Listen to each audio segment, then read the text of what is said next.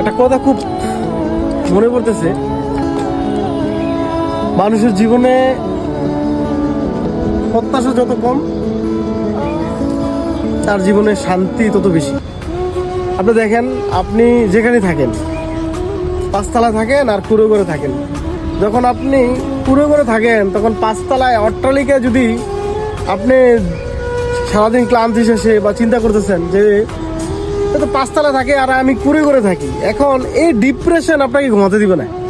আসলে বাস্তব চিত্র হচ্ছে, আপনি ডিপ্রেশন মনের মধ্যে রাইখা বা মনের মধ্যে এই আকাঙ্ক্ষা, এত প্রত্যাশা রাখার পরে কিন্তু আপনি দিন শেষে শান্তি পাবেন না। অতএব আপনি যতটুকু আপনার আছে, আপনি যতটুকুর মধ্যে আপনি সীমাবদ্ধ, এর মধ্যে সৃষ্টিকর্তার কাছে শুকরিয়া আদায় করেন, তাহলে আপনি সুখ শান্তিতে রাখতে পারবেন, আপনার ফ্যামিলিকে ভালো রাখতে পারবেন।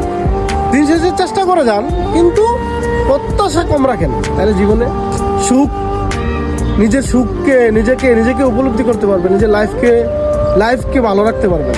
ধন্যবাদ।